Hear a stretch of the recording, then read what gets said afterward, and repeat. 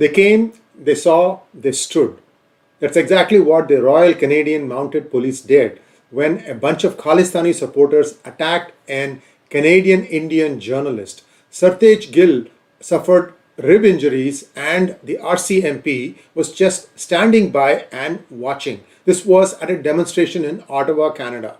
Then what has happened is similar things took place in Vancouver, where they were roughed up. Some of the supporters, in fact, some employees of the Consulate of India were roughed up in Vancouver. And you already know about what happened in the San Francisco Consulate. I told you that in March 2023, two miscreants tried to set fire to the Consulate building at 4 a.m. And luckily, there was rain for the last several days, so it did not catch fire. And the event was caught on CCTV and the data was sent to the appropriate channels, and there were a lot of apprehensions. And at least for now, that part has been quietened. However, there are other things that need to be probed. For example, when the Indian Consulate approached the San Francisco City Police for help, they were saying that, well, we are short-handed. A lot of things happened before the actual event took place. In fact, if you remember, there were 2 or 3 tents right in front of the consulate, and they were holding up traffic. They were making all kinds of statements, harassing people, and you know this thing. I've covered this extensively. What happened is that some of the more serious matters have been handled in the United States by a combination of local police and the FBI and the Department of Justice and the Department of Homeland Security. That is the big picture. There were 2 gangs and both gang leaders were apprehended. You saw that. I told you about the 20 plus arrests that took place. However, the key point remains.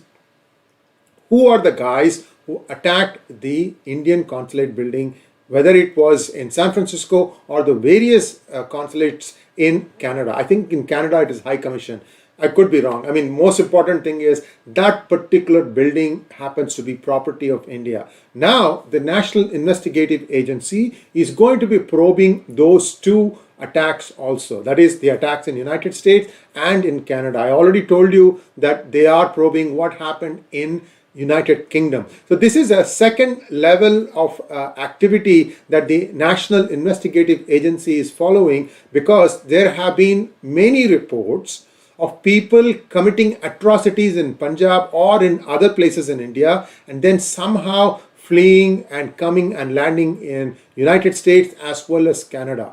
A reliable estimate says that close to 1,500 illegals from India are getting into Canada and through United States. And some of them stay in the United States, some go on to slip into Canada. How is this happening? Many truckers, it is believed, have been helping people cross, because there are what is called as coyotes who will bring people up to the border, and then somehow they'll allow you to slip into the United States, and then somewhere they are hooking up with these truckers, and the truckers then take them to various places. Now, if you look at some of the videos that we had shown during the time the protests were taking place in San Francisco, many protesters were trying to hide their face like this when videos were being taken. Why?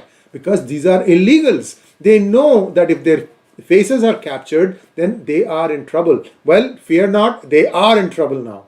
NIA is going to go and look at each and every video that they can lay their hands on. There's copious amounts of data available, and that will basically determine who has been coming in. And now there is a fairly extensive computerized database, and they are going to be apprehended. I don't know the exact procedure. Once the NIA determines how many of them need to be booked under the UAPA, Unlawful Activities Prevention Act, because the incident took place in Indian Consulate, Indian property, that is in front of the Consulate building.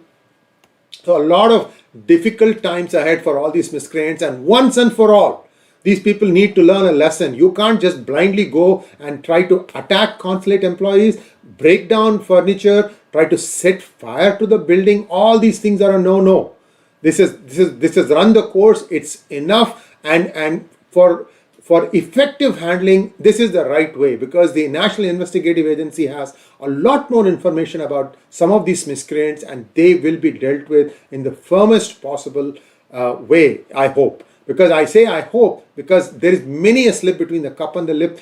Many times people are caught, but the conviction rate needs to be right up there. I'm told the NIA conviction rate is quite high, so I'm hoping that even in this case, justice will be done, because the people, the common people, it doesn't matter which community, they were all getting, harassed. There were some times when Khalistani supporters will descend upon events like India's Independence Day events and harass people. School children were being harassed. School children were being told that Khalistan is a concept. I've told you that also. In a 5th grade demonstration, somebody had written up some nonsense. It was the parent who did it. The child didn't know all about that. Why are you, feeding children with poison?